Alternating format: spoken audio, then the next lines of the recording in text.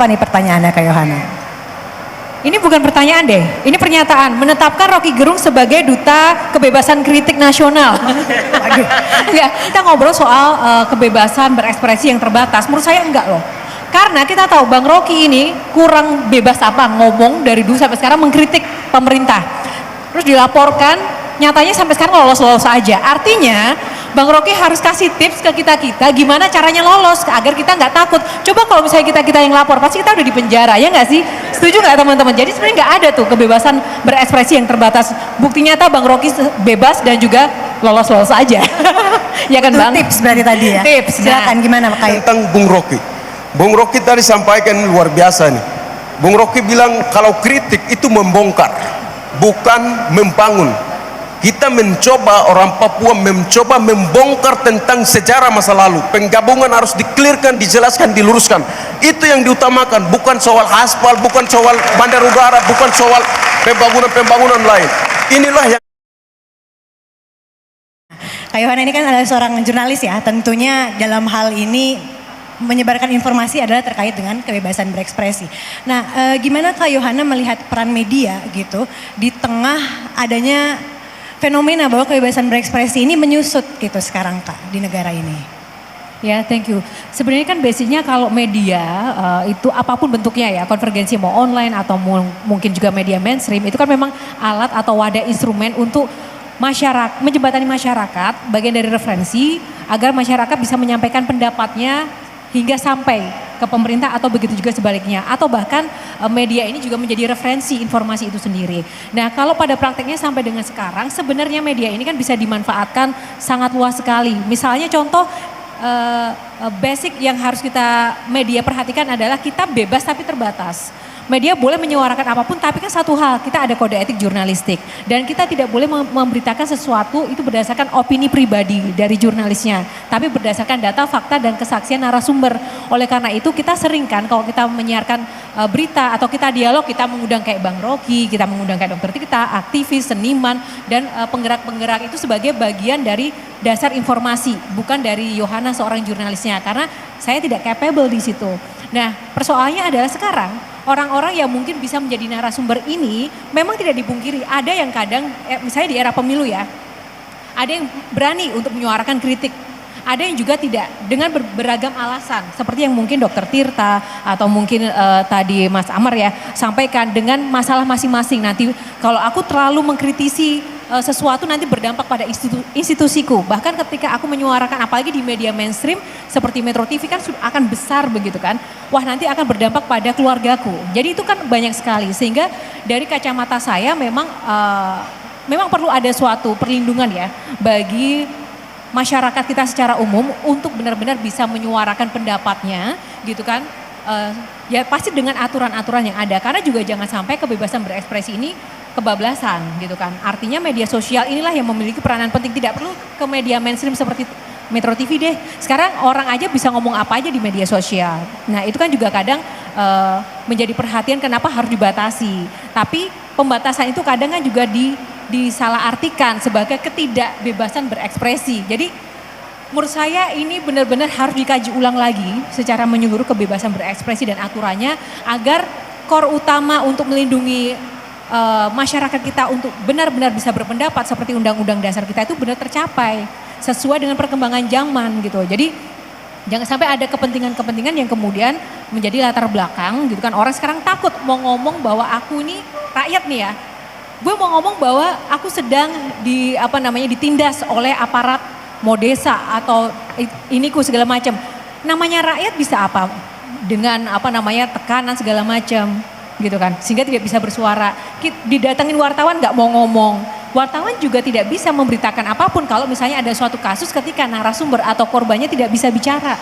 Seperti itu. Jadi memang ketika media ini berperan untuk ikut membantu menyuarakan kebebasan berekspresi, tapi dalam hal ini karena adanya iklim seperti ini ada narasumber-narasumber yang jadi malah media terdampak ya karena narasumber orang-orang ini adalah salah satu sumber beritanya.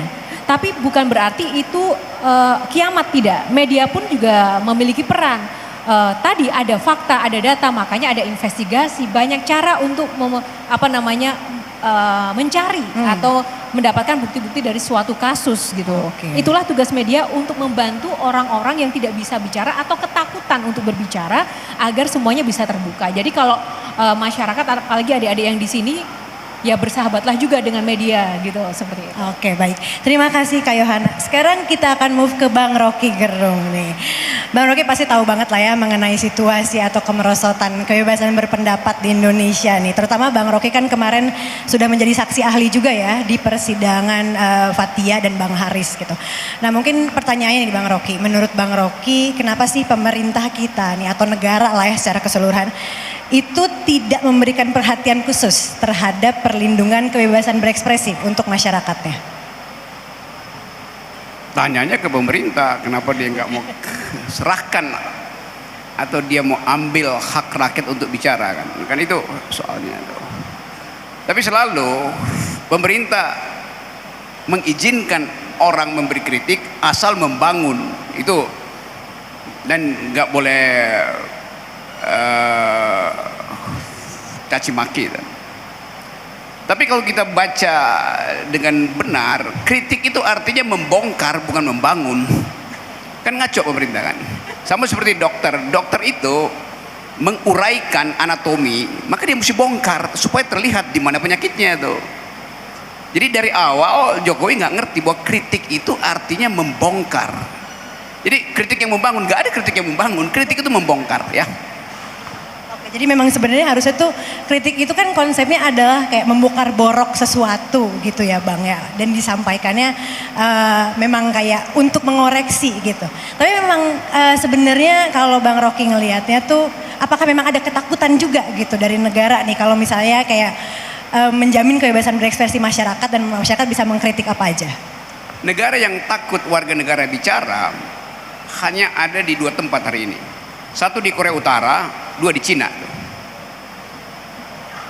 Sekarang jadi 3. Oke, jadi memang sebenarnya situasinya nih sangat genting gak sih Bang sebenarnya di Indonesia terkait dengan perlindungan kebebasan berekspresi? Benar, dan bahkan bukan cuma warga negara yang takut bicara, bayi di dalam kandungan ibu, di dalam rahim, dia pasti takut bicara. Karena Anda tahu bahwa hari ini 1 dari 4 bayi yang lahir dia mengalami stunting. Prevalensinya udah 25% tuh. Setiap bayi yang lahir hari ini dia harus membayar hutang Jokowi 50 juta rupiah per bayi itu. Jadi kalau disurvei di dalam rahim ibu, bayi kamu mau lahir enggak? Dia bilang kalau saya lahir saya mau protes. Kenapa saya stunting? Kenapa saya harus bayar utang Jokowi 50 juta? Maka dia takut lahir. Maka dia memilih untuk menjadi warga negara rahim, bukan warga negara Indonesia. Tapi kan sebenarnya berarti bener ya bahwa kebebasan berekspresi ini sebenarnya udah dari kita di rahim juga kita udah dapet nih ya Bang Rocky ya kebebasan berekspresi. Jadi sejak dari rahim manusia Indonesia selama 9 tahun takut untuk mengucapkan pikiran itu aja. Oke. Baik Bang Rocky, mungkin kita move dulu sekarang ke Kak Afu nih ya. Masuk sekarang nanti. Oke, mungkin masih mirip pertanyaan dengan Bang Rocky. Cuman mungkin ini kita lihat dalam sisi kebijakan publik ya. Kenapa misalnya meskipun nih gitu ya, kalau dari Kak Afu ngeliatnya meskipun nih masyarakat udah cukup banyak ya yang kayak mengkritisi undang-undang ITE misalnya. Bagaimana caranya agar pemerintah ini kayak merevisi agar tidak ada lagi aturan-aturan karet gitu. Tapi mengapa kelihatannya nih kebebasan berekspresi apa yang kita kampanyekan, apa yang teman-teman ini inginkan gitu, itu tidak menjadi prioritas di mata pemerintah? Kalau dalam demokrasi yang berfungsi, sebenarnya kan kebijakan publik adalah fungsi dari apa yang diinginkan rakyat atau apa yang diperhatikan rakyat. Selama pemerintah bisa get away, bisa meneruskan hal tanpa benar-benar diminta oleh rakyatnya, terutama masa kritis yang kelas menengah, mayoritas gitu, maka pemerintah akan get away dengan apapun gitu, termasuk membatasi kebebasan berpendapat salah satunya. Secara contoh saja gitu ya, ketika kita lihat beberapa survei terhadap orang muda tentang isu apa yang sebenarnya mereka pedulikan gitu. Tentu saja semua survei ini bisa dikritisi, bisa dibongkar apakah sampelnya sesuai, apakah representatif dan sebagainya. Tapi memang kebebasan berpendapat itu kalau di survei yang umum gitu ya, belum jadi top 3 isu juga untuk voters pada umumnya. Kalau kita orang-orang yang ada di ruangan ini tentu saja top berapa persen educated middle class urban gitu ya. Jadi kalau kita bandingkan the rest of Indonesia, nomor 1 tuh isu yang dianggap dipedulikan oleh orang muda berdasarkan berbagai survei ini lapangan pekerjaan. Simpelnya saya lulus, saya mau kerja aja belum bisa. Gimana saya mau berjuang untuk melindungi kebebasan berpendapat yang bikin moral, kebebasan berpendapat yang mau jadi aktivis, itu kemewahan nomor kesekian gitu. Tapi memang harusnya harusnya berkorelasi positif dengan pendapatan gitu. Jadi ketika negara kita misalnya GDP per kapitanya naik, akses pendidikannya naik, kesempatan untuk memikirkan hal-hal di luar yang isu-isu primer ini mungkin semakin bertambah gitu. Harusnya akan ada tekanan yang lebih lanjut gitu kan ke pemerintah untuk kemudian reformasi atau mengubah baik itu kerangka regulasi maupun hal-hal sekitarnya ya tentang bagaimana kebebasan berpendapat ini harusnya dilindungi gitu. Jadi kalau saya melihatnya ketika kita tadi baik isu dari yang Dr. Tirta sampai yang memang yang takut didoxing, artinya kan itu dari bawah sebenarnya. Jadi ketakutan berpendapat itu dua sisi. Satu takut pemerintahnya, aparatnya menangkap. Yang kedua takut didoxing oleh masyarakat dari bawah juga gitu. Ini dua hal yang terjadi pada saat yang bersamaan. Ini loop saling reinforcing each other, tapi sebenarnya dua hal yang bisa kita coba solve satu-satu sebenarnya gitu kan. Karena kalau kita fokus ke yang bawah dulu nih, masyarakat kita ini punya fetish terhadap konformitas, terhadap kepantasan, terhadap semuanya harus fall in line, harus sesuai dengan apa yang dianggap sesuai gitu kan. Jadi begitu ada yang keluar sedikit, oh berpendapat berbeda, oh berani, oh berbeda dari yang kebanyakan orang berpendapat. Mereka nggak terprogram pendidikan selama belasan tahunnya, tidak memprogram kita untuk terbiasa dengan pendapat yang berbeda. Karena kalau terbiasa, di sini siapa yang punya pendapat beda sama saya? Misalnya, mungkin teman-teman tahu saya banyak bicara tentang isu perubahan iklim. Ada orang yang bilang, isu perubahan iklim itu nggak penting Mbak Afu gitu. Kalau saya tidak terbiasa dengan pendapat yang berbeda, saya bisa trigger. Saya bukan nomor doxing orang ini bilang perubahan iklim tidak benar misalnya gitu.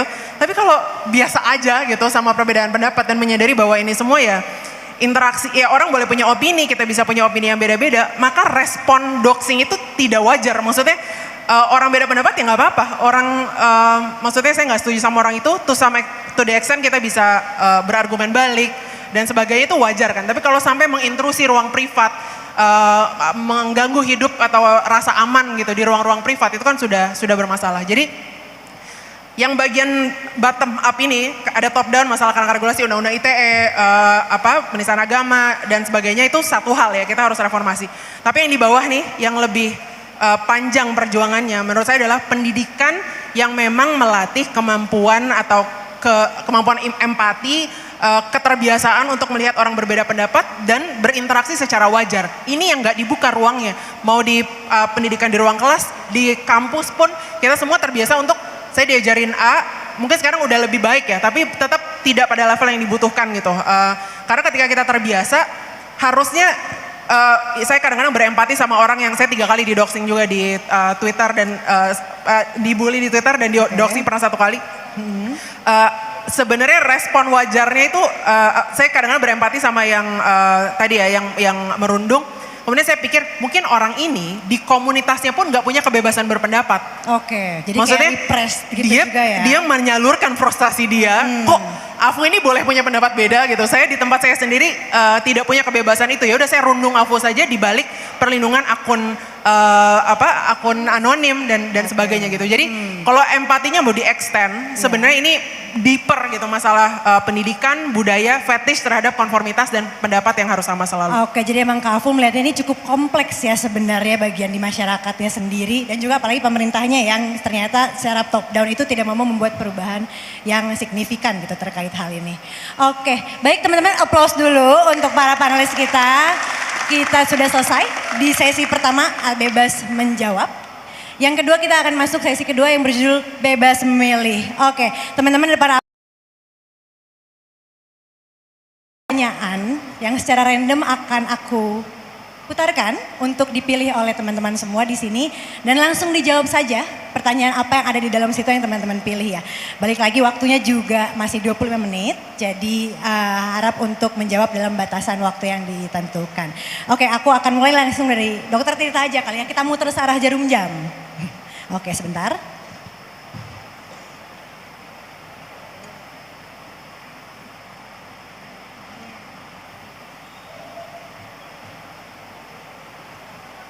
Bisa dibacakan apa itu pertanyaannya Dokter Tirta? Nah, pertanyaan Apa pertanyaannya? enak ini, enak. Mengapa sih kita harus berekspresi? Emang kalau diem-diem aja kenapa? Oke. Gimana Aman, tuh? aman. Jawaban aman ini. Aman ini. Kalau ditanya kenapa kita harus berekspresi sih, itu ada dua fase. Jadi kalau teman-teman di sini mengikuti, aku menjawab berdasarkan personal experience ya. Kalau kita menjawabkan bisa other people experience, by academic, atau by personal experience. Aku jawab by personal experience. Kenapa aku berekspresi itu, aku ada dua fase. Fase pertama tuh adalah fase noraknya. Fase norak, jadi semua isu tuh kita senggol. Pasti tahu loh, aku nyenggol semua hal. Dari sepak bola, sampai lawak, sampai semua, sikat pokoknya. Itu sebenarnya karena aku sulit didengar. Karena kita pada waktu itu aku ikut sebuah sistem dari organisasi, aku ikut organisasi dari SMP, SMA, sampai aku senat di FK UGM. Itu aku selalu kesulitan beradaptasi dengan sistem dan pendapatku sering aneh, dianggap aneh dan tidak didengar. Itu defense mekanismeku yang pertama kenapa aku berekspresi dan aku nggak expect itu ternyata bisa viral. Gitu. Ekspresiku saat itu hanya melalui Instagram Live, Facebook atau lewat Twitter. Dan mungkin itu defense mechanism yang sudah dijelaskan oleh Kak Apu tadi bahwa mungkin pendapatku sering nggak didengar pada waktu itu. Dan yang nomor dua itu adalah faseku di tahun 2021 ke atas. Kenapa aku berekspresi? Karena pada waktu itu aku ketemu salah satu tokoh intelektual. Kebetulan dia adalah dosenku di UGM. Dan beliau tuh mengajar bahwa aku tuh sekolah tinggi-tinggi. Aku tuh sekolah tinggi-tinggi dan aku bukan mendapatkan privilege akses kemudahan ke pendidikan. Kebetulan bapakku dosen, ibuku juga dosen. Jadi bapakku dosen di ekonomi, dia lulusan UNS, dia kerja di Bengkulu, ibuku dosen di pertanian yang akhirnya kerja di bank. Nah, karena beliau dan ibuku itu salah satu survivor dari 98. Kantornya dibakar, dia sempat hilang 2 hari, alhamdulillah selamat. Jadi sangat menyakitkan ya kalau anak muda sekarang nggak tahu, kemarin ngomong nggak tahu Mei 98 ya. Nah, yang defense mechanism kedua ini adalah ketika dosenku mengatakan kalau kita memiliki akses privilege ke ilmu pengetahuan, knowledge, kita harus membagikan itu. Kenapa kita harus membagikan ilmu pengetahuan? Satu, kita bisa membuat orang yang nggak tahu menjadi tahu, dan kita yang sudah tahu akan menjadi menguasai ilmu pengetahuan itu. Tetapi kita jangan sampai terjebak menjadi Dunning-Kruger syndrome. Mungkin teman-teman tahu ya, Dunning-Kruger syndrome itu adalah sebuah segitiga di mana kalian tuh mengetahui baru sedikit, tapi tiba-tiba orang percaya dan kalian menjadi sok tahu. Jadi saya hanya membatasi berbicara mengenai 2 hal. Satu soal bisnis dan small medium enterprise, yang kedua soal health. Karena saya S1-nya di health, S2-nya di situ. Dan belum nggak tahu S3-nya apa gimana. Jadi itu udah sebuah kewajiban kita membagikan knowledge. Karena kalau knowledge itu kita bagikan ke semua, orang tuh yang nggak tahu akan tahu, oh ternyata seperti ini. Oh ternyata ini cara kritik, oh ternyata ada yang nggak beres gitu. Terserah mereka mendapatkan feedback itu menerima apa enggak. Tapi kalau kritik kita itu ditanggapi sebagai bagian ofensif, itu yang menjadi tidak semua orang akhirnya berani membagikan hal itu, paham ya? Itu kata-kata pengajarku dan akhirnya dia mengatakan sesi terakhirnya adalah tergantung kamu mau dikenal sebagai influencer atau praktisi. Nah, saya memilih jalan kedua. Jadi sejak 2021 saya kehilangan endorsement tuh sampai 80%, habis total. Karena kan kita nggak mau maju ke depan lagi. Kita fokus di akademis, membahas jurnal ilmiah, berkata dari praktisi, dan akhirnya fokus di dunia bisnis atau kerja lagi. Oke. Tapi itu part of risk karena trustnya menjadi tinggi. Jadi kalau orang percaya benar kata backgroundnya tuh dicek. oh Dokter Tirta tuh ngomong ini backgroundnya apa? Oh dia memang di bidang ini dan memang itu kelemahannya sebagian besar warga negara kita. Tidak mengatakan semua tapi mayoritas ya. Mayoritas tuh kamu boleh ngomong kalau kamu tuh ini gitu. Oke, Padahal setiap orang tuh boleh. Iya, betul. Tapi kewajiban kita tuh adalah sharing knowledge kalau kita tahu. Tapi nggak sampai so tahu. Membaca dulu, read first, tulis kemudian, bagikan selanjutnya. Oke, siap. Makasih banyak pendapatnya Dokter Tirta. Jadi sharing knowledge nih ya. Sekarang aku akan move ke Bang Rocky. Silakan Bang untuk dipilih salah satu pertanyaannya.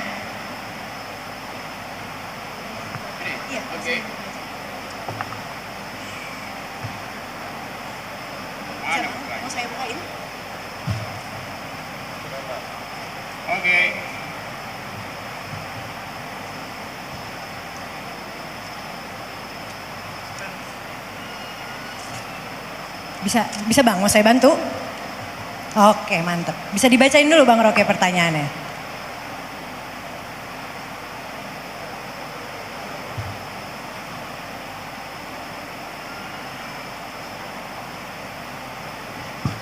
Menurut Anda, apakah salah seorang cawapres hari ini ada otak apa tidak?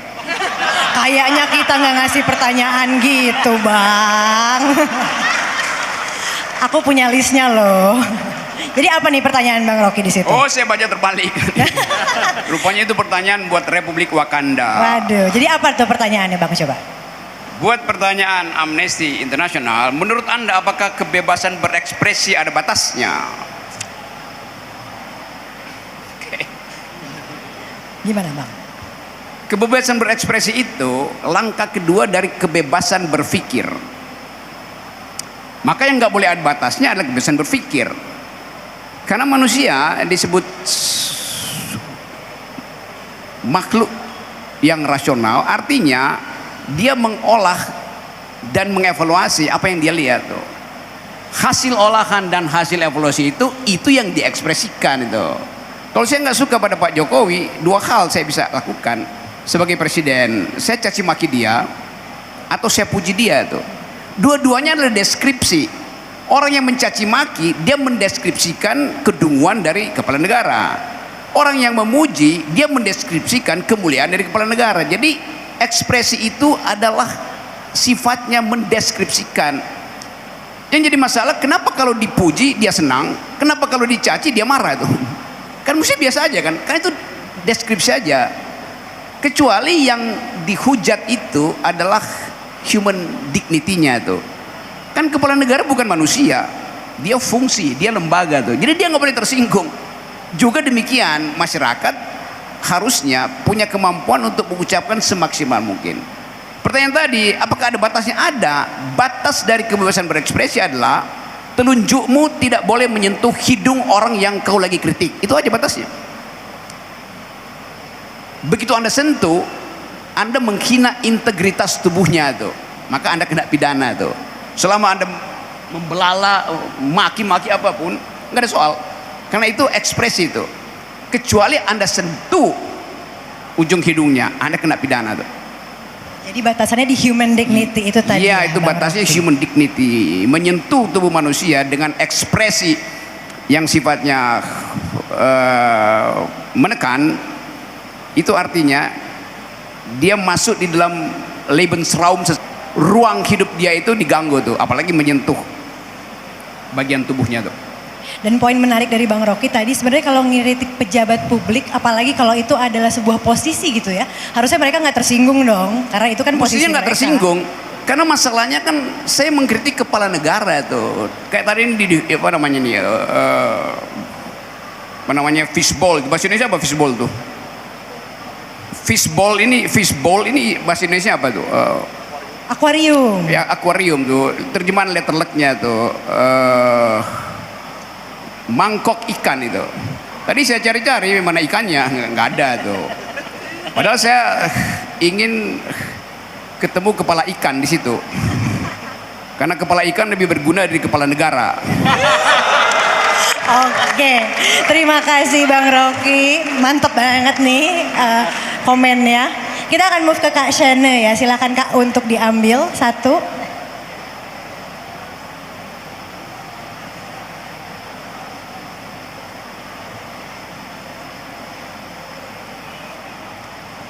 Silakan dibacakan, apa itu pertanyaannya Kak?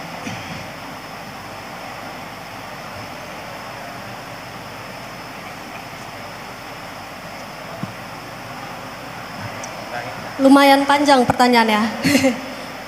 Pilih bisa bebas berekspresi tapi cari duit dan makan sendiri, atau gak boleh berekspresi tapi perut kenyang. Agak susah kayaknya nih, gimana nih? Ini sekarang banyak sekali seniman udah pilihnya yang kedua nih.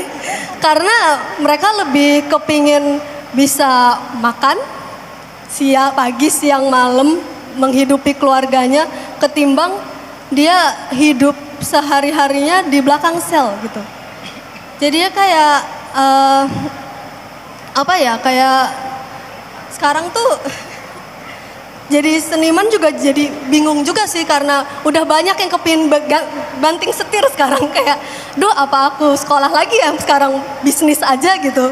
Soalnya kayak mau cari duit pun sekarang tuh udah digantikan, akan beralih kepada artificial intelligence gitu, AI, yang dimana tuh kayak katanya ada undang-undang hak cipta bagi masyarakat, dan cara kerjanya AI sendiri itu adalah mengambil gambar-gambar dari internet tanpa konsen dari kreator ilustrasi tersebut gitu.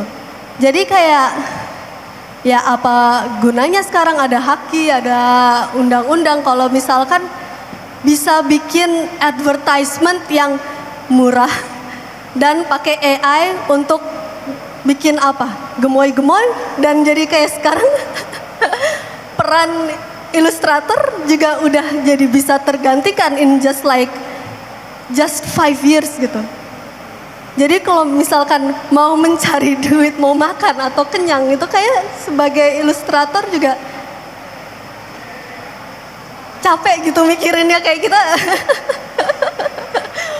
mau kenyang juga nggak bisa gitu, mau cari duit udah digantikan juga gitu, kayak jadi kemana-mana tuh bingung antara kayak ini mau mau bebas berekspresi tapi saya ditangkap, atau saya mau diem-diem aja tapi in the end akan ada pergeseran juga gitu, nggak akan makan juga, akan mencari pekerjaan lain in the end gitu. Oke, jadi memang lebih kompleks sebenarnya environment-nya saat ini ya, karena kebebasan berekspresi seniman ini ada under threat dari artificial intelligence juga ujung-ujungnya. Oke, baik, sekarang aku akan move ke Kak Amar, silakan Kak untuk dipilih salah satunya dan dibacakan.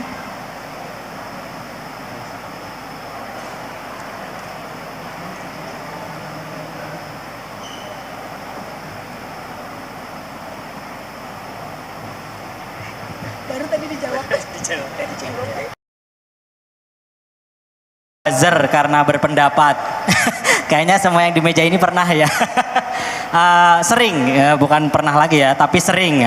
Terutama karena isu atau topik yang saya bincangkan adalah barangkali salah satu top kontroversial ya, yang paling kontroversial. Sebenarnya tidak kontroversial kalau seperti yang Mbak Afu bilangkan, kalau masyarakat kita dididik untuk menghargai, berempati terhadap perbedaan, tidak hanya perbedaan pendapat, tetapi saya di sini terutama menekankan sekali lagi perbedaan identitas, gender dan seksualitas yang rasa-rasanya hari-hari ini tentu penindasan itu bukan kompetisi ya, tetapi hari-hari ini isu minoritas gender dan seksualitas itu yang paling terkena dan yang paling gampang digoreng untuk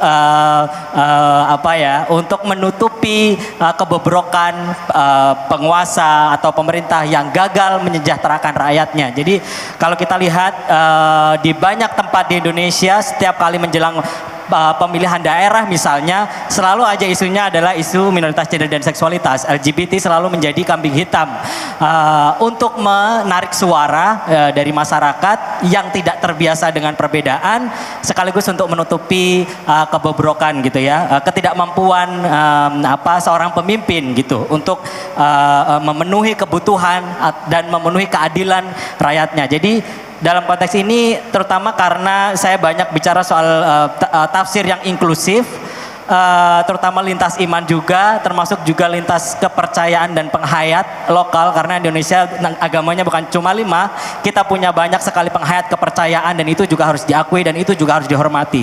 Tetapi sayangnya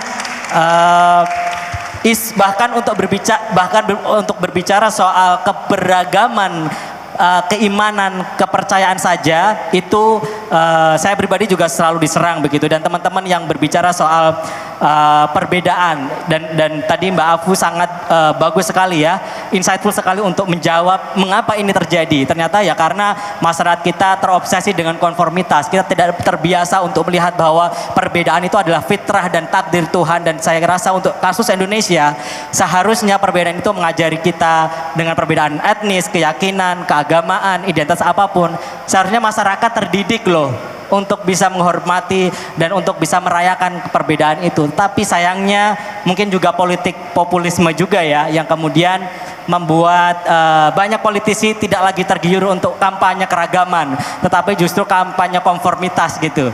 Jadi dan sayangnya mereka juga merambah ke dunia online lewat buzzer-buzzer, lewat orang-orang anonim di balik topeng yang mereka tidak nyaman atau sengaja dibikin tidak nyaman dengan adanya perbedaan. Dan ini tantangan kita ke depan sih, Kak.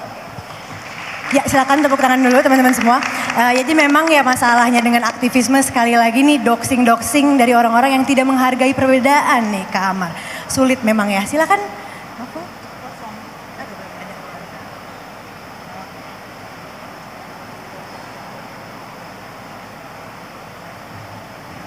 Suka saya pertanyaannya. Boleh nggak kita kritik tanpa solusi? Sebelum menjawab ini, sebagai latar belakang gitu ya, kita bikin bijak memilih itu seringkali timnya di belakang tuh ngomong, ini kita bikin supaya nggak bisa lagi ada institusi pemerintahan atau orang dewasa yang bilang orang muda ini ngeritik-ngeritik nggak kasih solusi. Kita buatin solusi untuk make sure bahwa orang muda bisa cari informasi terkait dengan pemilu, track record partai, track record presiden, wakil presiden itu semua bijak memilih. Jadi kalau dibilang, oh nggak boleh kritik karena nggak ada solusi, maaf, bikin nih kita solusinya gitu. Even banyak yang bilang better dan KPU yang anggarannya jauh lebih banyak dari kita gitu. Tapi KPU juga partner. Nah sekarang tapi fundamentally kalau pertanyaannya pribadi kepada saya, boleh nggak kritik tanpa solusi? Absolutely boleh. Kritik kayak tadi Mas Rocky juga udah sampaikan adalah ada fungsi nilai tambah dari membongkar on its own. Karena step 1 dari bahkan mencari solusi adalah mengidentifikasi masalahnya gitu kan. Jadi nilai kunci dari kritik sebenarnya adalah mengidentifikasi bahwa ada yang tidak benar gitu, bahwa ada masalah gitu yang harus diselesaikan. Kadang-kadang orang yang mungkin bisa menghadirkan solusi belum tentu orang yang sama yang menyadari bahwa masalahnya ada. Ini namanya bagi tugas dalam peran di masyarakat gitu ya. Artinya bisa jadi ada experts yang memang anggaplah kalau masalahnya perubahan iklim gitu, ada expert yang mengerti bagaimana caranya membangun kota dengan sustainable gitu. Mungkin banyak expert bakal bilang caranya bukan dengan buka kota di hutan baru gitu, tapi ya mungkin ada expert yang pendapatnya beda-beda. Tapi bahwa ada yang mengidentifikasi, misalnya aktivis lingkungan bilang ada banyak masalah sosial dan masalah lingkungan yang bisa dihasilkan kalau misalnya kita tiba-tiba bangun ibu kota, itu hak mereka. Apakah mereka harus ngasih solusi di mana atau ibu kota harus seperti apa, itu dua hal yang tidak harus dilakukan oleh orang yang sama gitu. Karena ketika otomatis ketika kita minta orang yang boleh kritik itu cuma yang bisa kasih solusi, kita sudah memfilter gitu ya. Karena kan masalah ini banyak gitu ya, macam-macam. Yang punya expertise terhadap solusi-solusi bisa jadi ruangnya lebih sedikit. Fundamentally kan demokrasi itu untuk semua orang bisa berpendapat gitu. Jadi kalau saya sangat percaya bahwa nggak harus kita punya solusi dalam mengkritik. That being said, memang ada, ini ya to be fair untuk di satu sisi gitu, memang ada balik ke tadi budaya-budaya yang bahkan itu jatuhnya bukan mengkritik lagi ya, tapi ad hominem yang sekedar gitu menyuarakan hal-hal buruk gitu yang memang maksud utamanya bisa jadi memang menyerang human dignity atau maksud utamanya bukan mengkritik subject matter atau isu yang sedang dibicarakannya, tapi dia mengkritik persona atau individu spesifik yang ada di situ gitu. Nah, ini kita harus pisahkan ya dua hal gitu. Yang satu kan kita ngomongin kritik terhadap institusi, lembaga pemerintah, lembaga publik yang dibiayai oleh uang masyarakat. Itu tadi harusnya kritik atau kebebasan berpendapat atau menyampaikan masukan atau kritik itu harusnya tidak ada batasnya karena mereka bukan manusia, maksudnya bukan manusia gitu. Mereka adalah institusi gitu kan. Tapi ketika kita membicarakan kritik yang sifatnya tadi ad hominem, personal dan sebagainya, ya tadi ada elemen human dignity yang sebenarnya menjadi batasan mungkin ya dari artinya sebenarnya kalau pertanyaan boleh atau enggak tetap boleh, tapi artinya bisa jadi itu area yang agak lebih abu-abu untuk kita bicarakan. Tapi kalau untuk kebijakan publik terutama absolutely. Oke, berarti memang ini sebenarnya mungkin seperti yang sudah disebutkan oleh Bang Rocky tadi ya, membongkar permasalahannya itu tanpa memberikan solusi itu sebenarnya nggak apa-apa ya. Oke, sekarang ke Kak Yohana, silakan Kak dipilih pertanyaannya. Oke.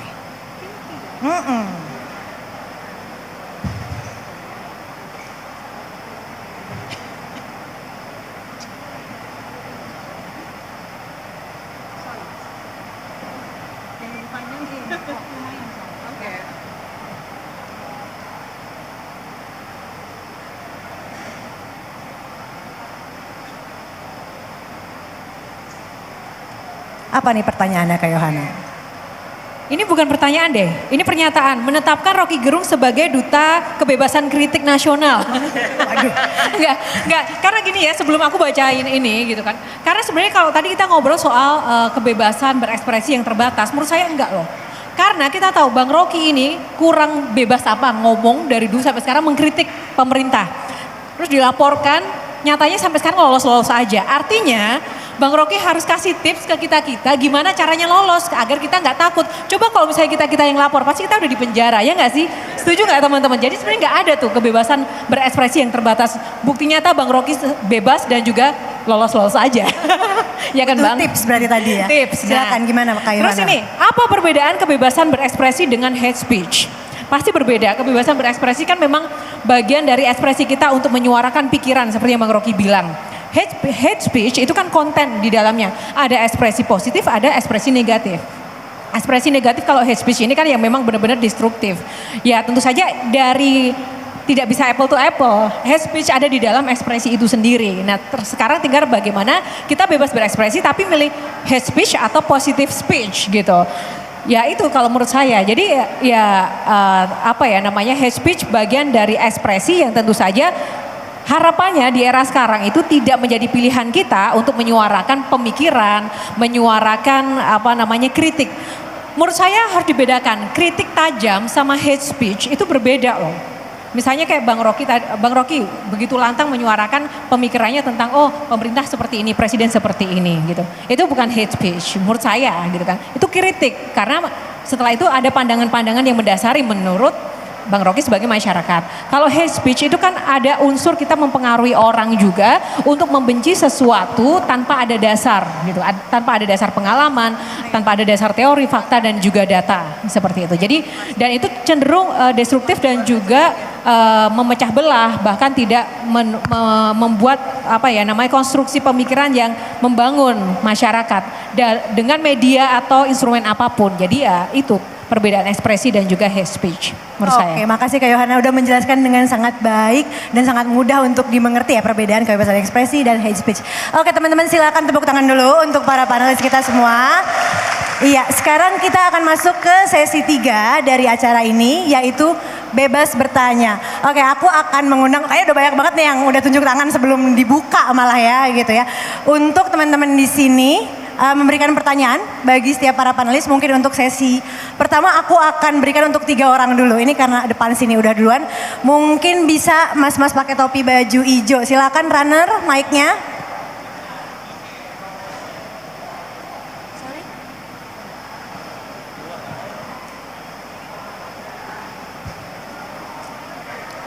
Mungkin bisa tolong sampaikan namanya mas sama pertanyaan mau ke siapa ya. Cek. Oke, selamat sore. Nama saya Azam, saya OAP ya, orang asli Priok. Singkat aja ya mas ya. Oke, pertanyaannya apakah penegakan HAM hanya untuk yang viral dan punya relasi? Saya punya alasan ya. Saya pada tahun 2019 mendirikan organisasi di kampus Universitas Terbuka. Pada zaman saya turun ke jalan, ada yang bawaan saya waktu itu pemimpin terlalu tinggi, koordinator. Dia sempat viral di Twitter. Saya menghubungi suatu lembaga hukum, lembaga HAM yang masang hotline lah apalah, nggak ditanggepin. Tapi yang viral dan punya relasi ditanggepin. Saya sakit hati. Akhirnya saya ngurusin sendiri. Apakah saya kapok untuk menegakkan HAM? Enggak. Saya tahun 2021, 2022 saya dipecat dari perusahaan karena saya membela HAM kawan-kawan saya, teman-teman saya menikmati, saya dikeluarkan. Jadi dasarnya itu, apakah HAM ditegakkan untuk orang yang punya relasi dan viral baru HAM itu ditegakkan? Contohnya peristiwa penggerbekan di Bahari. Apakah boleh aparat menembak kaki pelaku tanpa perlawanan? Itu teman saya ditembak kanan kiri dan sampai sekarang dia jalannya pincang. Terima kasih. Oke, ya, terima kasih atas pertanyaannya, Mas. Silakan, mungkin aku akan mengundang panelis yang ada di sini untuk menjawab dulu. Mungkin ini lebih cocok kita ke Bang Rocky aja dulu. Gimana, Bang? Menurut pendapat Bang Rocky? Kalau saya gebuk saudara, saya tidak melanggar HAM itu. Karena Anda bisa balas. Jadi pelanggaran HAM itu dilakukan oleh kekuasaan yang kapasitasnya di atas warga negara. Jadi pelanggaran HAM itu hanya bisa dilakukan oleh negara. Kan saya nggak bisa balas negara itu. Tapi perkelahian antara orang, gebuk-gebukan itu bukan, itu pidana aja kan. Itu laporin aja ke polisi kan. Jadi sebetulnya juga tadi soal hate speech itu. Hate speech itu artinya ujaran kebencian. Tetapi menyatakan kebencian itu harus bisa dibuktikan berakar dalam sejarah. Kalau saya bilang Jokowi bajingan tolol, itu bukan ujaran kebencian. Apalagi saya bilang bajingan tolol dungu, bukan. Kalau saya bilang misalnya perempuan tolol, maka saya kasih aspek gender di situ tuh. Artinya itu sifatnya misoginis. Saya membenci si perempuan. Saya kasih ilustrasi ya. Di Amerika pernah ada seorang rektor Harvard University namanya Larry Summers. Dulu dia menteri keuangannya Bill Clinton. Lalu dia jadi rektor di Harvard. Ada perempuan mau jadi profesor, diledek oleh rektornya. Ngapain perempuan mau jadi profesor matematik? Kan itu berat. Harus punya abstraksi itu. Di Amerika menyebut itu bukan ujaran kebencian. Karena bebas, siapapun boleh bebas mengucapkan Anda bodoh, Anda perempuan tolol segala macam. Tetapi feminis Amerika kemudian mengumpulkan suara untuk mengatakan Anda melanggar etik, Anda melanggar feminis etik tuh. Tanpa diadili, Lawrence Summers mengundurkan diri karena dia terganggu moralnya. Oke, satu poin. Satu waktu di Eropa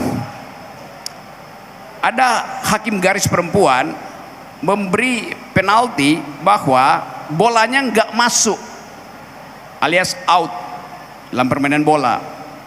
Komentator bolanya bilang begini, dasar perempuan. Coba kalau hakim garisnya laki-laki, pasti masuk bola itu. Dia kena pidana. Itu namanya hate speech. Kenapa? Karena di Eropa ada sejarah yang masih diingat sampai sekarang, itu perburuan nenek sihir, witchcraft. Abad tengah itu kira-kira 150.000 sampai 300.000 perempuan di Eropa dibakar hidup-hidup karena kecurigaan laki-laki yang menganggap kalau perempuan single di rumah pasti lagi bersekutu dengan setan itu, dengan iblis itu, maka mesti dibakar. Jadi sesuatu yang disebut hate speech mesti ada dasar di belakang. Nah sekarang setiap kali mahasiswa ngomong hate speech, apa tuh hate speech? Hate speech itu artinya sesuatu yang di masa lalu menghina seseorang dan nggak boleh diucapkan sampai sekarang. Sekarang Anda nggak bisa bilang Yahudi. Itu hate speech di Eropa. Karena Yahudi itu korban dari Holocaust. Oke, Bang. Demikian juga Anda sebut negro sekarang itu dianggap sebagai hate speech. Anda mesti bilang berkulit hitam gitu kan. Nah di kita di sini semua sekelas hate speech. Akibatnya pengadilan penuh, undang-undang ITE terus hate speech, hate speech. Jadi Bahkan istilah hate speech diterjemahkan secara dungu. Oke, terima kasih banyak Bang Rocky atas jawabannya. Adakah panelis yang mau menambahkan atas pertanyaan yang tadi? Kalau enggak kita move ke pertanyaan yang lain. Enggak, silahkan Kak Yohana. Sedikit saja soal yang viral-viral ya. Tadi kan intinya Kak, apakah penindakan HAM atau perlindungan HAM itu hanya dilakukan untuk hal-hal yang viral. Tadi sudah dijawab kalau soal itu bahwa itu berdasarkan emang power. Orang kalau nggak punya power itu juga tidak akan bisa melakukan pelanggaran HAM. Karena it's power apapun, misalnya genosida dan segala macam gitu. Nah saya hanya ingin menanggapi karena ini media. Yang mungkin dimaksud adalah bukan masalah penindakan HAM, tapi mungkin perlindungan hukum secara spesifik ya. Karena misalnya kayak media kadang itu memberikan attention sama hal-hal yang viral. Kita maknanya sebenarnya viral atau enggak di media sosial itu sebenarnya bagian dari instrumen untuk membantu kita mengetahui informasi baik dari untuk kepolisian atau misalnya penegak hukum ataupun media sendiri. Tapi di saat yang sama itu juga menunjukkan bahwa kalau nggak viral kok nggak ditindak, itu juga kelemahan juga nih gitu kan bagi aparat penegak hukum kalau itu kaitannya dengan kriminal. Nah sehingga menurut saya masyarakat tidak perlu ribet lagi untuk ini harus viral atau enggak. Jangan, itu abaikan aja menurut saya. Ya udah ketika sekarang sudah ada sarana media sosial dan juga sudah ada era digital, apapun yang bisa disampaikan informasi itu sampaikan saja. Itu kita nikmati dan kita enjoy dengan itu. Dan kita biarkan media, kita biarkan penegak hukum, even itu pemerintah juga memanfaatkan kebebasan informasi itu sebagai bagian untuk melengkapi gitu kan penindakan hukum atau mungkin penyejahteraan masyarakat yang memang pada dasarnya Indonesia ini kan luas banget. Pemerintah sendiri pun atau media tidak bisa bekerja sendiri dengan personil yang terbatas. Kita butuh keviralan itu untuk membantu membuka sebagai pembuka jalan mengetahui hal-hal yang selama ini terselubung gitu. Oke, terima kasih banyak Kak Yohana. Sekarang aku akan ambil pertanyaan dari sisi sebelah sini mungkin ya. Agak bingung. Oke, mungkin kakak di sana yang bertopi hijau dulu, silakan. Baik, terima kasih. Ini dari pembicara tadi ini Bung Rocky ini berusaha untuk melihat kiri kanan tapi hitam di belakang ini dari Bung Rocky belum lihat ini. Terima kasih Bung Rocky, saya bisa bertetap langsung di sini. Perkenalkan, nama saya Marcelino Pigai. Saya baru alumni dari Universitas Papua. Saya mengikuti kegiatan di tempat ini. Terima kasih untuk Amnesty sudah menghadirkan. Dari pembicaraan dari sudut pandang yang berbeda-beda ini, orang Papua itu sudah pernah mencoba untuk mengkritik dari pertama melalui seni, Arno Lap dan kawan-kawannya berikutan Black Brothers akan ditembak. Nah, dan juga termasuk media. Saya mau sampaikan bahwa kritik dalam konteks Papua itu ada dua bentuk yang hari ini negara pakai. Pertama, pembatasan atas kritik orang Papua dengan undang-undang dan undang-undang. Yang kedua dengan penggunaan kekerasan, senjata. Dari sejak tahun 9 baru 9 kali operasi militer. Masa sampai hari ini zamannya Jokowi 4 kali operasi. Menyampaikan pendapat kritik terhadap sejarah masa lalu tentang penggabungan Papua ke dalam Indonesia. Nah, bentuk-bentuk inilah sampai hari ini ada. Ketika saya mulai terhadap 3 poin utama dari sampaikan, media itu hanya menjelaskan tentang fakta, data yang diambil dari narasumber misalnya. Tetapi kenapa sampai hari ini negara Indonesia tidak mau memberikan akses terhadap jurnalis internasional untuk update situasi di Papua? Satu. Kemudian yang kedua, menyangkut dengan fungsi kebijakan. Fungsi kebijakan tadi paling tidak saya menangkap bahwa fungsi kebijakan poin pertamanya adalah memperhatikan apa yang diinginkan oleh rakyat. Rakyat Papua ketika ada kebijakan keberlanjutan daerah otonomi khusus plus pemekaran daerah otonomi baru adalah kontra, menolak Buktinya apa? Saya termasuk yang mengkonsolidasi petisi rakyat Papua. Dan terakhir, data yang ditolak itu dicatat melalui kulit kayu. Itu masyarakat adat di Wasior. Itu dengan tangisan air mata, tolong sampaikan ke pusat negara. Itu sampai ini tangannya yang saya waktu itu sentuh. Nah, itu dikasih ke Jakarta, katanya Jakarta bersama Mahfud MD bilang hampir 90% ya, kalau tidak salah. Orang Papua menyetujui pemekaran dan otsus itu. Padahal orang Papua sudah... Mungkin langsung ke poin ini aja. Poin itu. Nah, itulah kenapa hari ini kebijakan masih terus dipaksakan. Padahal sesuai dengan tadi penjelasan, ini harusnya kehendak rakyat yang diteruskan. Kemudian poin ketiga tentang Bung Rocky. Bung Rocky tadi sampaikan luar biasa nih. Bung Rocky bilang kalau kritik itu membongkar, bukan membangun. Kita mencoba, orang Papua mencoba membongkar tentang sejarah masa lalu. Penggabungan harus dikelirkan, dijelaskan, diluruskan. Itu yang diutamakan, bukan soal aspal, bukan soal bandar udara, bukan soal pembangunan-pembangunan lain. Inilah yang kita butuhkan. Lalu bagaimana Bung Rocky akan melihat, bisa memberikan respon terhadap ini sekaligus dengan apakah dari pemilihan presiden yang akan datang ini ada orang-orang yang dari cawapres ataupun presiden ini mereka punya image atau punya pikiran untuk orang Papua gali tentang sejarah. Terima kasih. Baik, terima kasih. Mungkin karena ini primernya untuk Bang Rocky, silakan Bang Rocky dulu. Mungkin nanti bisa ditambahkan juga oleh teman-teman di sini ya. Ya itu poinnya memang di situ. Orang Papua membongkar kejahatan Jakarta di Papua. Orang Jakarta menggali kekayaan orang Papua untuk dibawa ke Jakarta kan.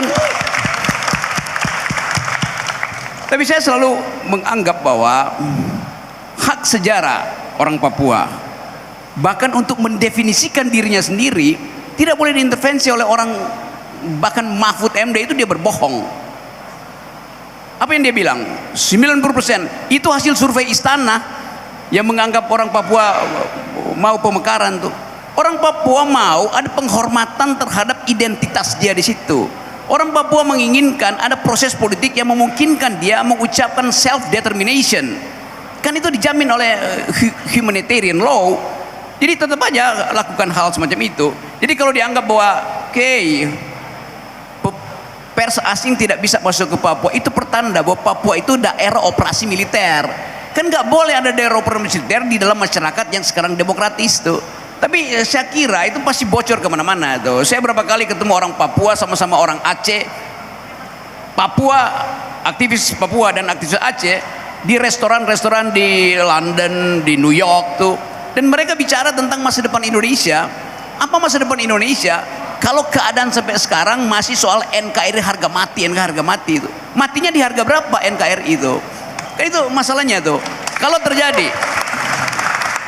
Kalau terjadi eskalasi di Cina Selatan, terjadi eskalasi di Pacific Basin, di Indo-Pasifik tuh.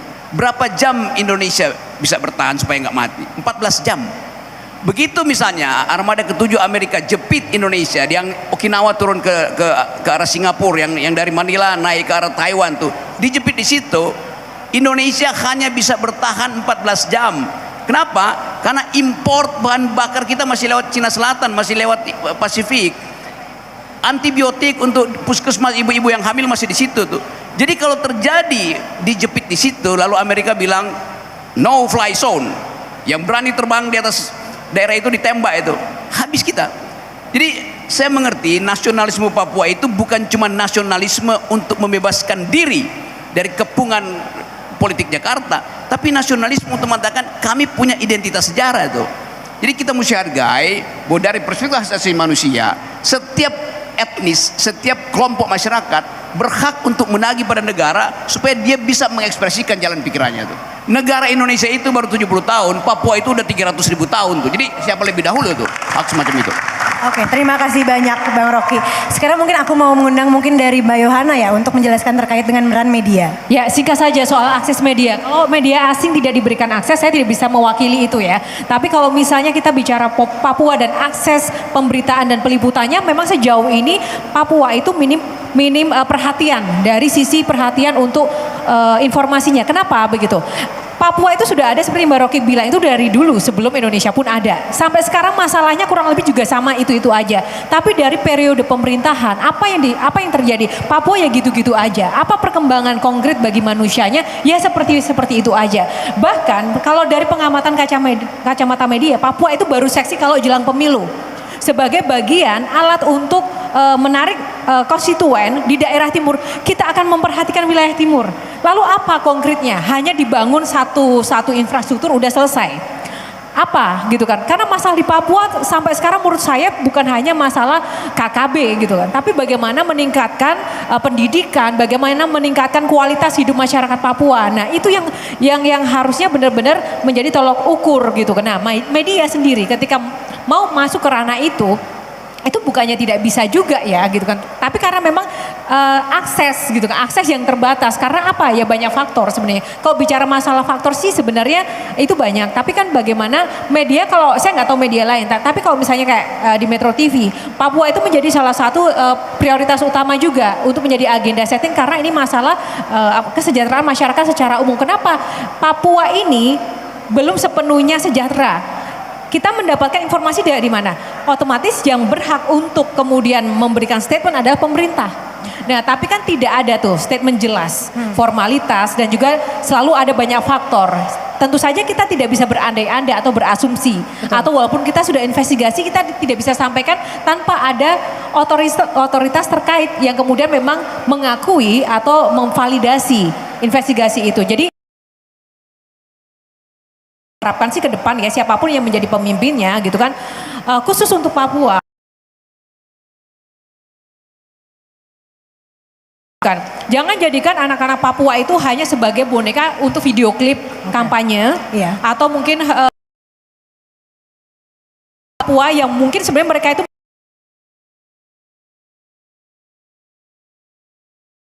politik semata gitu. Please konkret. Mereka punya hak dasar loh untuk mendapatkan implementasi janji yang diberikan. Itu sih. Oke, makasih Kak Yohana. Dari Kak Afu atau misalnya Kak Amar, Kak Shana atau Dokter Gita ada yang mau menambahkan kayak satu aja? Oke, silakan Kak Afu. Pertama, semangat terus kakak dari Papua. Mungkin aku mau masuk dari angle pemilu ini dan pendidikan politik ya. Jadi salah satu temuan kami, karena kami di Bijak Memilih bikin roadshow kolaborasi dengan komunitas di seluruh wilayah Indonesia. Salah satu yang paling miris itu yang kita sering dengar adalah kemarin dari Sulawesi, dari Makassar. Jadi orang muda di sana bilang sebenarnya nggak ngaruh vote kami itu kayak gimana gitu. Karena semuanya itu ditentukan oleh Pulau Jawa anyway. Jadi kalau kita ngomongin presiden atau wakil presiden seperti apa yang dipilih itu, memang ada ketimpangan dari bagaimana kita menghitung proporsionalitas jumlah suara dan keterwakilan DPR secara persebaran dapil gitu ya. Sebagai statistik saja di Papua itu ada 7 dapil dan diwakili oleh 45 kursi di DPR dibandingkan dengan rest of 500 sampai 600 kursi gitu. Bayangkan satu pulau sebesar itu keterwakilannya sangat kecil sebenarnya. Jadi ada, kalau kita ngomongin demokrasi yang representatif secara benar-benar tadi, ada hak untuk punya identitas sendiri, punya keterwakilan opini atau preferensi secara nasional misalnya, gimana mau diwakili kalau secara persebaran dapil dan kursi di DPR saja sedikit sekali keterwakilannya, mungkin itu. Oke, terima kasih Kak Afu. Mungkin aku move dulu ke sebelah sini. Ada yang mau bertanya? Oke, silakan Masnya. Baik, terima kasih atas kesempatannya. Di sini kan saya tadi mendengar terkait kebebasan berpendapat. Perihal kebebasan berpendapat ini kan masih banyak nih orang nih yang berekspresi terus untuk pendapat-pendapatnya terhadap kebijakan-kebijakan pemerintah. Begitu. Nah, kerap kali juga ada yang mungkin saya nggak bisa sebut, ada saya lihat ketika mereka menyuarakan aspirasi mereka, terus setelah itu mereka mengkritik. Setelah itu ketika mereka sudah masuk ke dalam ruang lingkup kepemerintahan, itu seakan-akan itu semua dibungkam. Jadi seakan-akan ya mereka sesuai dengan kebijakan-kebijakan pemerintah yang saat ini. Intinya seperti itu. Jadi yang saya lihat sih semua kebijakan-kebijakan pemerintah itu ketika mereka sudah masuk itu bahwasannya mereka menganggap wah bahwasannya itu benar.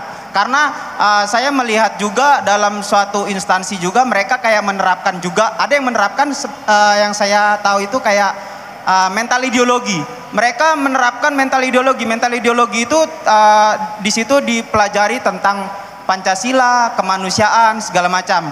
Nah, dan di situ juga ada terdapat kebijakan-kebijakan pemerintah yang mewajibkan mereka itu ya seakan-akan memang pro ke pemerintah. Jadi seakan-akan mereka itu ketika ada perintah mereka siap laksanakan begitu. Menurut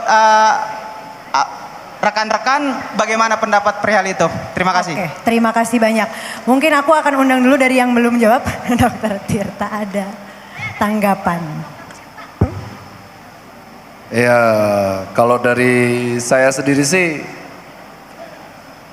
Masnya pernah gabung perusahaan orang nggak? Bagaimana Pak? Pernah gabung atau kerja sama orang nggak? Daftar perusahaan gitu? Siap. Sebenarnya pernah ya? Ya, pernah. Hal itu tuh nggak terjadi hanya di lingkungan hal seperti ini ya, mengkritisi pemerintahan yang sedang berkuasa. Tetapi itu juga terjadi di sekitar kita. Contoh, ketika saya ditegur sama atasan saya yang kebetulan dokter lebih senior, tapi maaf banget, saya tahu dia bego sebenarnya, saya tahu apa yang dilakuin itu salah, tapi di depan dia pasti saya ngomong dong, syak, aman, ya buat apa kalau nggak demi uang. Itu nggak hanya terjadi di lingkungan, terjadi banget di lingkungan terdekat kita gitu loh, dan itu terjadi banget.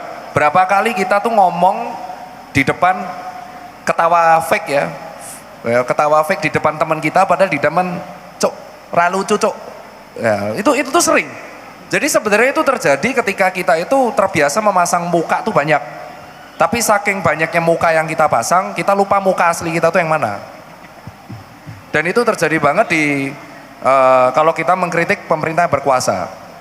Karena kalau teman-teman tahu di media sosial, suara kritikan kepada pemerintah itu selalu FYP. Loh iya. Berapa banyak sekalian teman-teman yang mengatasnamakan suara Gen Z sekarang nyalon. 3 tahun lalu mereka viral di Twitter. Riding the wave isu Omnibus Law. Riding the wave isu UU Kesehatan. Mengkritisi DPR. Endingnya, saya akan coba ubah sistem dengan cara bergabung dengan sistem. Saya follow orangnya, saya ngomong ke orangnya, lah Dr. Tirta nyalon, duitku isi cukup ya, kau cuci sepatu. Jadi pada dasarnya adalah suara teman-teman sekalian yang ada di sini yang gampang diprovokasi dan ke-trigger impulsif atas satu orang yang tiba-tiba mengkritik. Karena dengan cara mengkritik kita cepat viral, itu riding wave dengan cara viral, FYP di medsos, akhirnya banyak anak muda riding wave mencari popularitas dengan cara mengkritik dan akhirnya mereka bergabung. Peduli mereka kalau udah di atas dengan suara kita, nggak akan coy, nggak akan. Hal paling simpel, banyak orang berteriak mengenai HAM 98. Tuh, ibu saya mengalami 98. Ibu saya loncat dari lantai 2. Saya tuh ngecat nama pribumi di depan rumah saya biar saya dibantai. Bapak saya Jawa, ibu saya Cina. Saya panggilannya Cipeng, Cina Gepeng, bangga saya. Di Solo saya. Nah sekarang banyak orang yang mengatakan itu isu tidak dibahas lagi. Mereka tuh di Kamisan loh, ada teman-teman yang ikut Kamisan ya. Mereka bahas loh. Setiap 5 tahun isu itu selalu dibahas. Dan selalu ada capres yang berjanji membahas. Repeat 5 tahun lagi. Ya kan? Jadi pada dasarnya suara teman-teman di sini itu yang kritis. Makanya saya selalu semenjak belajar bisnis ada teori namanya AIDA. Pasti tahu dong. Awareness, interest, decision, action. Nah, karena awarenessnya tuh dengan cara mengkritik, riding wave, akhirnya semua anak muda mengkritik. Sekarang cara mempengaruhi anak muda apa? Ada 2, intelektual dengan cara mengkritik, 2 kopong. Ya joget-joget aja pasti viral. Tapi nanti ketika interest, Hamin 1 capres, ini camkan omongan, saya berani taruhan di sini. Hamin 1 pilpres, Orang yang kampanye lucu tiba-tiba akan bergerak menuju kritis, bergerak mewakili anak muda. Yakin? Kan endingnya bener, jawabannya itu bener. Endingnya kita semua yang menentukan. Kalau teman-teman nggak suka sama calonnya, jangan dipilih. Kalau ditanya, menurut Dr. Tirta 3 calon di depan, ada yang dipilih. Saya belum menemukan spesialisasi apa yang bagus di 3 calon tersebut. Lo ngomong belak-belakan. Yang nomor 2, nomor 3, gaji UMR Jawa Tengah piro tuh? Saya di Solo, gajinya piro UMR? Oke. Ya, terus yang nomor 2, ya kampanye tahu sendiri kayak apa kan? Barusan di debat baper. Yang nomor 1 berteriak mengenai intelektualitas, calonnya juga belum puas. Endingnya apa? Penentuannya kan debat. Tapi kan yang peduli sama debat siapa? Banyak warga kita di luar sana yang masih gampang banget dibodohi atau diperdaya dengan isu brandingnya lucu, keren, dijanjikan dengan sembako murah. Karena mereka butuh uang, mereka menggadekan suaranya. Jadi kalau teman-teman merasa kritis, ya jangan gampang gadein suaranya. Datang ke sana, milih seseorang yang memang merasakan suaranya. Kalau itu dari saya. Jadi itu perkara munafikan aja. Seberapa munafik kita aja di depan. Tergantung kita sekarang milih yang paling dikit munafiknya. Tapi kalau semuanya munafik, ya itu kan terserah kalian. Soalnya kalau saya ngajak sesuatu yang nggak boleh, nanti di ITE kan? Oke, makasih banyak Dr. Tirta. Mungkin karena ini juga pertanyaan terkait dengan aktivisme, mungkin bisa dari Kak Amar dulu. Ya, terima kasih. Ini pertanyaan menarik sekali ya, dan saya kira ini tidak hanya terjadi pada orang-orang yang tadinya kritis tapi kemudian masuk ke sistem.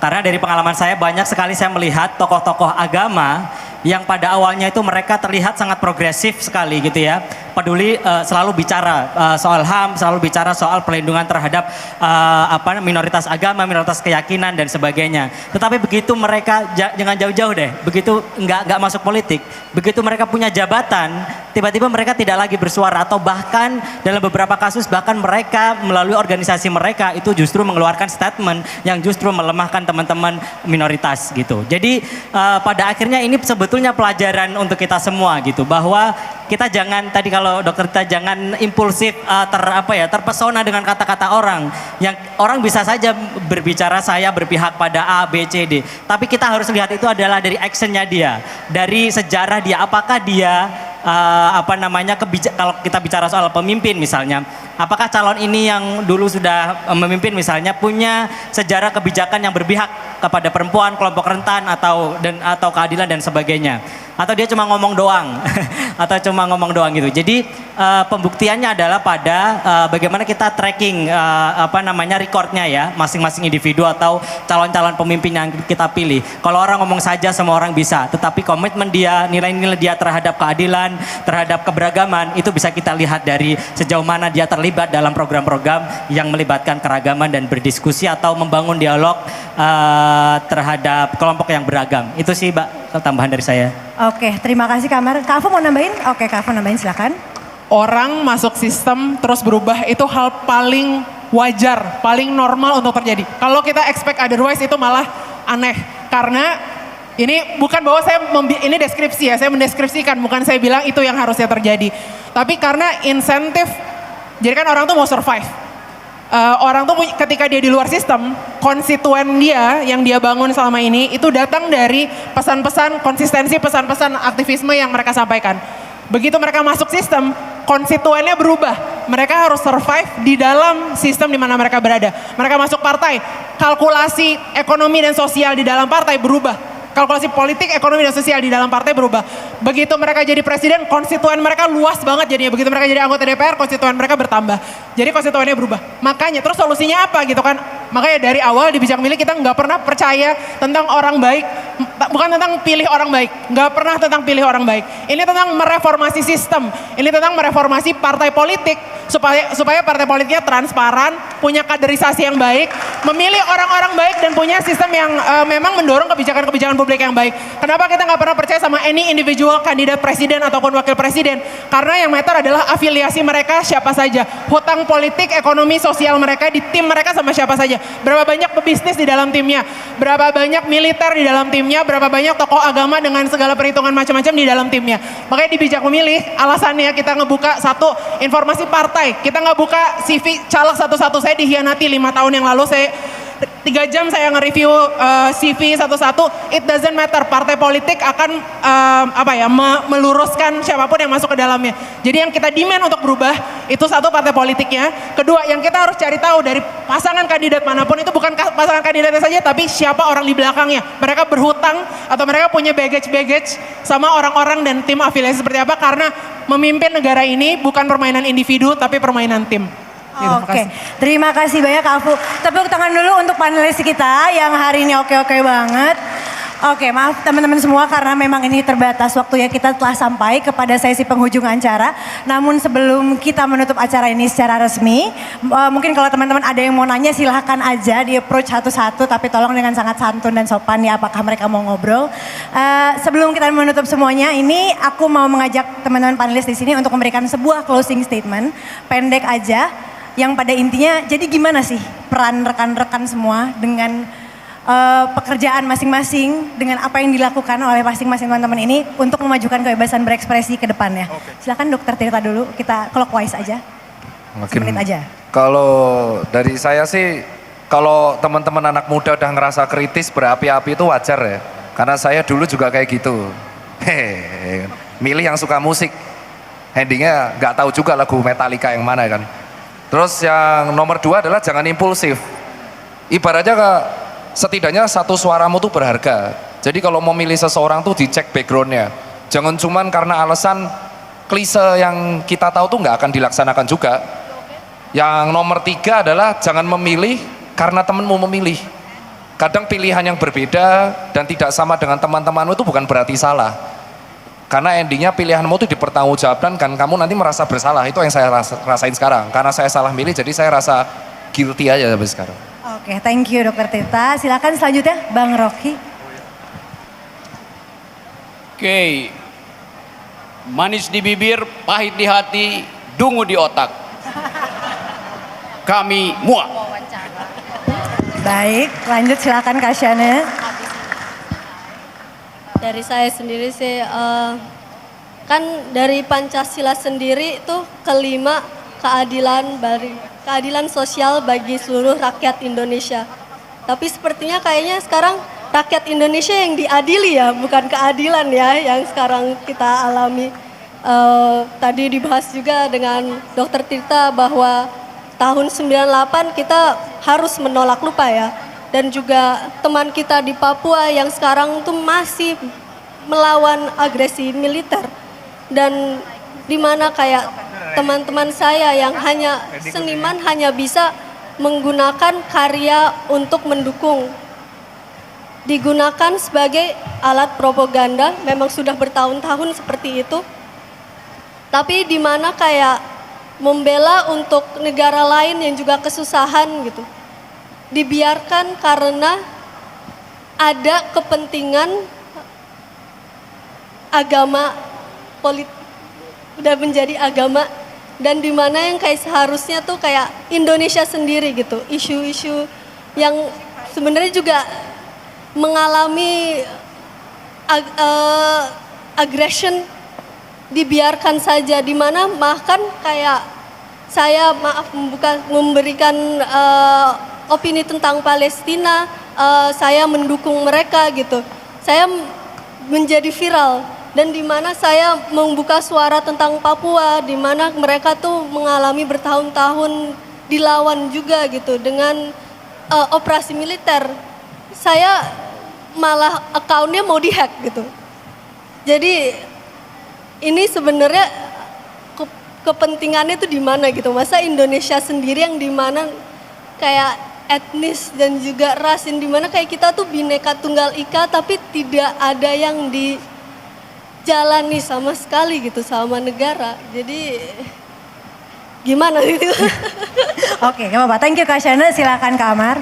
Ya, melanjutkan dari sana ya, menurut saya penting kita untuk mengingatkan kita sendiri ya bahwa penting sekali kita belajar atau komitmen terhadap solidaritas interseksional gitu. Bahwa hari-hari ini kita melihat banyak orang Indonesia mendukung Palestina. Tetapi pada saat yang bersamaan di Indonesia ini kita punya banyak sekali komunitas yang ditindas oleh negara sendiri. Ditindas oleh kelompok agama konservatif. Jadi mari kita tidak tebang pilih ketika kita berbicara soal keadilan. Siapapun, tidak peduli agama, keyakinan, gender, orientasi seksualnya, apapun pekerjaannya, semua orang berhak hidup merdeka di Indonesia. Itu yang harus kita pegang. Terima kasih. Oke, mantap. Makasih banyak Kak Amar. Silakan Kak Afu singkat. Kita hanya bisa menang kalau kita menyadari permainannya tuh seperti apa. Seringkali aktivis, apakah itu tentang kebebasan berpendapat, apakah itu lingkungan, apapun itu, seringkali terlalu zoom in terhadap permasalahan, berkutat di rasa amarah yang sama, melakukan cara-cara yang sama, tapi jadinya kita terus kalah. Jadi kalau di US dibilang orang liberal ini selalu kalah gitu, orang-orang progresif ini selalu kalah gitu kan, karena kadang-kadang berhenti di sekedar mau marah gitu. Jadi yang tidak nyaman adalah, menurut saya kita harus marah, kebebasan berpendapat untuk marah itu boleh. Tapi artinya kita harus sadar bahwa permainannya itu long game, permainannya kompleks, musuh kita besar sekali dan sangat sistemik gitu. Jadi kita harus merancang ide-ide, solusi-solusi, ruang-ruang publik yang berbeda untuk bisa mengubah diskursusnya secara nasional supaya keberpihakan ada pada isu ini gitu. Terima kasih. Oke. Baik, silakan terakhir Kak Yohana. Iya, kalau aku sih yang pasti di atas segala kekuatan dan kekuasaan besar di negeri ini, kekuatan yang paling besar adalah tetap di tangan kita sebagai masyarakat dan sebagai rakyat. Jadi menurut saya tidak ada hal yang perlu ditakutkan ketika kita pun mau menyuarakan suara dan kritik itu sendiri.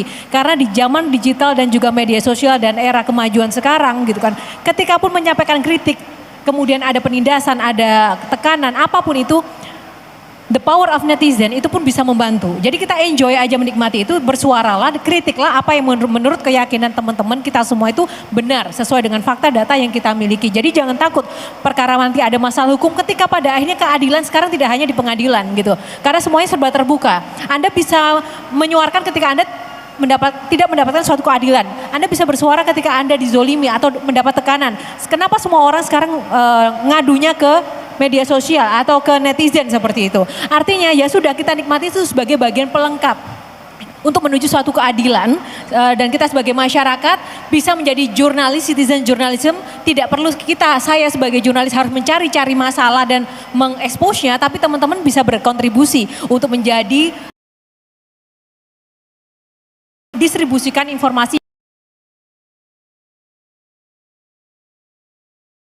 itu membuat kita merasa masih terkekang untuk bebas berekspresi.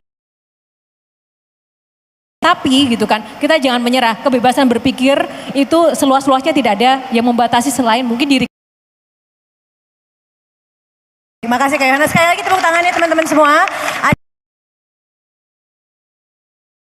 Indonesia, silakan, mungkin bisa saya bantu bagikan.